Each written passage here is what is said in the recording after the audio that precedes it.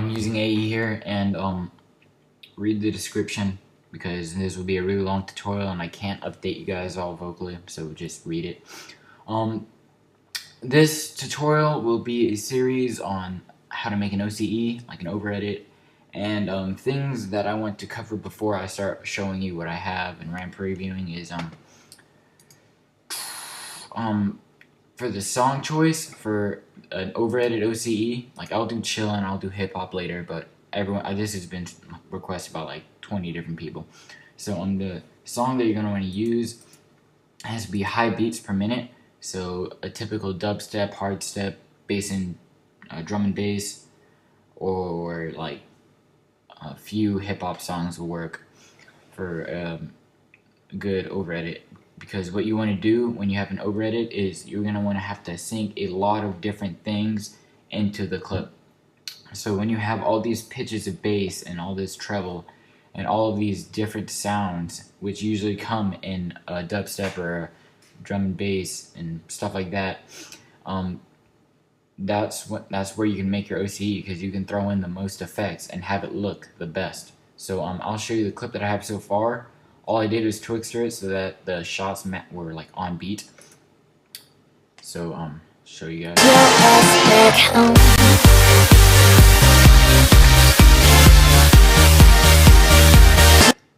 So yeah, go to full screen if you can see that. I am on quarter res, but the first thing that we're gonna do after we Twixter all of our clips and make them on beat, and if you don't know how to do that, I have a tutorial on that.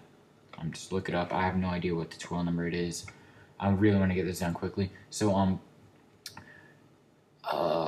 next we're gonna want to make our color correction. So go to adjustment layer and make a color correction. I already have one set. It's like that. I could probably do a little better by adding curves. I deleted them. I didn't remember. So sorry about that. And blue, up it, and lower it. Not that much though. Alright, so that looks good. Everything looks good. I'm gonna spread that out a little more. Alright, so this should be fine. Now if we look at the clip, I think it might be a little too contrasted. If it is, I'm gonna have to go back and fix it. Oh my god, hurry the fuck up. Yeah, it's way too contrasted. So drag this up. Good blues, I'll drag those up a little too because I feel like it's not really needed. See how it looks? Lol. Alright, well. Alright, so it looks, I mean, it's not really gonna get much better. So I want to introduce you guys to your friends when you make an overedit, and I'll just make a new adjustment layer for now. And your CC always needs to be on top. What the fuck? Okay, I just want to rename it. God, CC. Right, and then this will be, what the fuck? Honestly, rename blurs. So I'll introduce you guys to your blurs first, alright? So the blurs that you will probably be using are radial blur, blurs. Who would be using maybe fast blur, definitely vector blur, and I think that's maybe directional blur. I use it sometimes. And then let's make another adjustment layer, and this will be called our warp.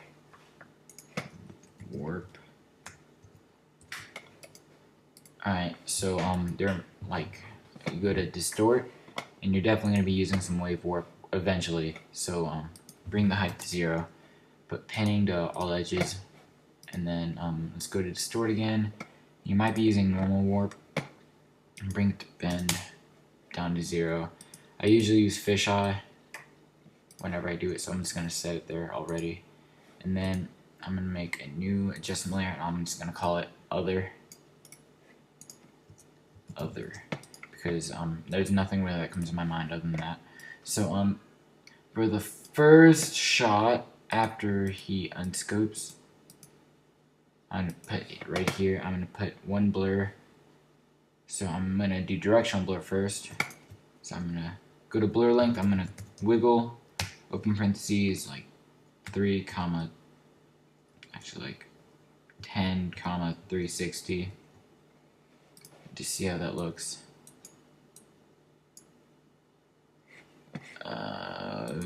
Okay. Oh wait, shit.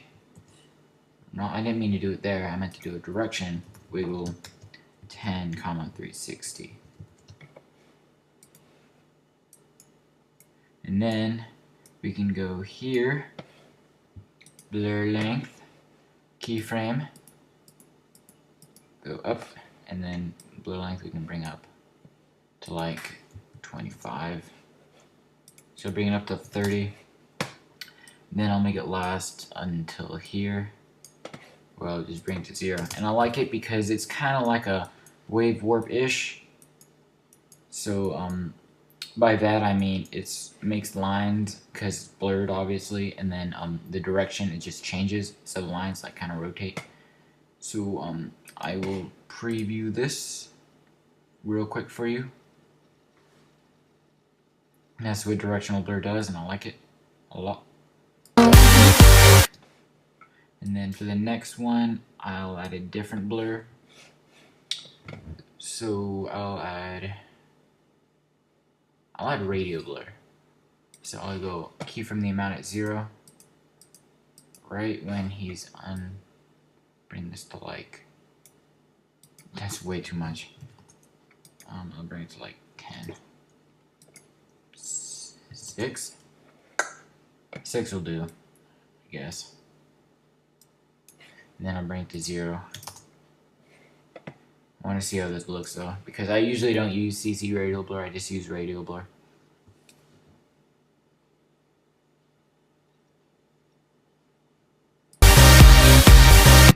And then for the last shot, I mean it'll do for now. So for the last shot, I'll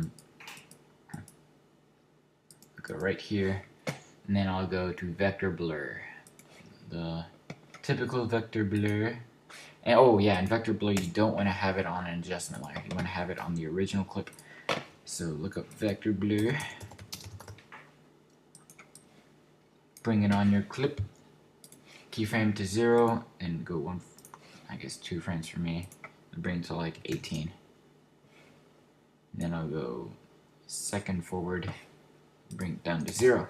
And then, so that's what we're going to have at first. And second, we will have flashes. I forgot to include that.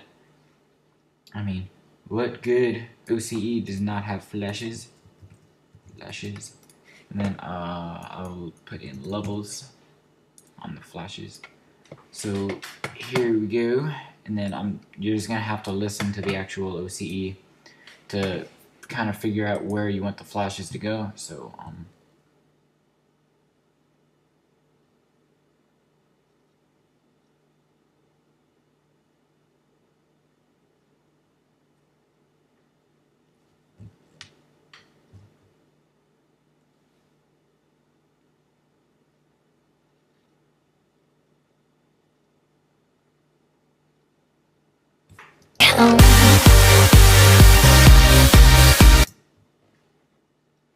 okay, so right before this, wait. So like, I don't know how to describe it, but there's little bass hits in between each shot. If you can listen, like right there, I'm on one. So go to effects, levels, keyframe your histogram, go 1 frame. No, oh my god. Go 1 frame forward, not to the very end frame, and then you're gonna want to bring up the brightness, and then you can probably make it like blue, and then go forward a little. No, not that far. Maybe here, and this drag, or actually you can just reset. So now if we ran preview again,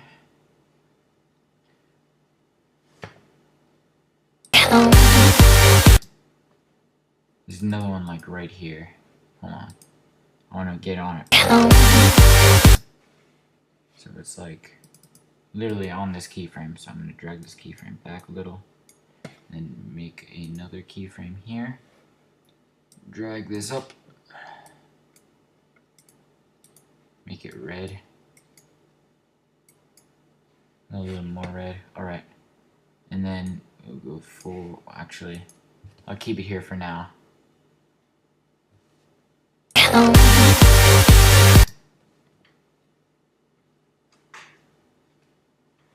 I'll have to listen to that again.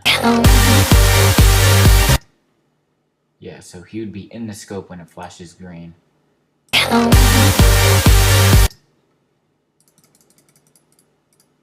Put like right here. Reset, go forward, bring it up, and go to green. Bring it up here. And then we'll just go forward a little. And just reset. Alright, so let's see how this looks as a whole.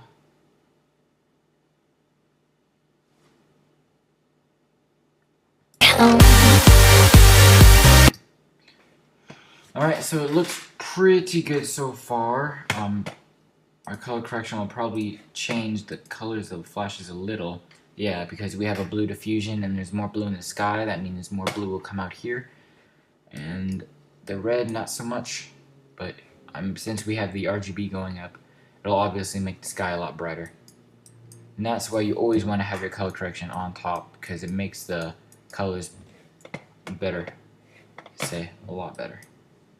So I'll drag this over here. Alright, so I never ran preview with my color correction because it takes a while. And then this is the basics. Part 2 will be over more complex stuff. Just letting you know. So what more stuff can we add? I can probably add some wave warp whenever the flashes come. Yeah, so whenever it flashes, I'll bring in some wave warp. So I'll keep it at sine, forward, and then bring this to like 8. Bring this to like 30. I want to make this at 0. Actually, I'll make it at 0, yeah, but I want to spread it out a little more. 50, I guess. Yeah, that'll work.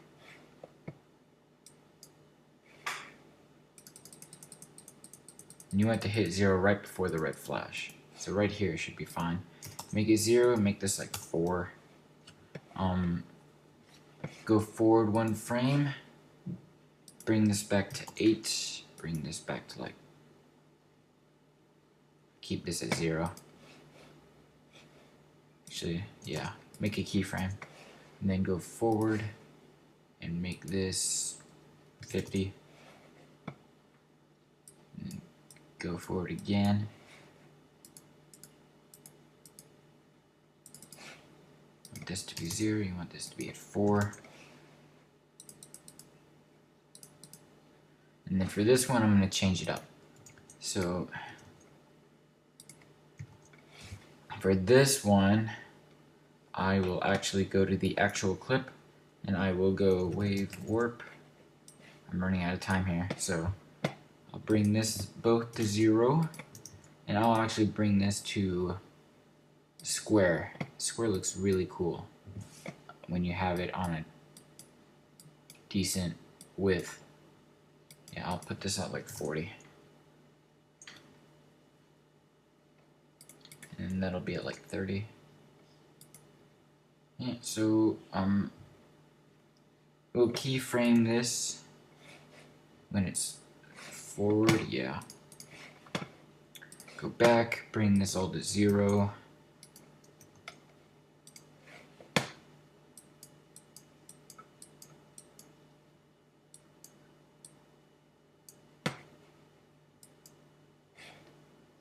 Bring this to 0. Bring this to like 10. Actually, bring it to like 20. Then I'll rotate this like 3 times. So now I'm gonna RAM preview this and see how it's all good, or see if it's all good. And then that'll be it for the day, or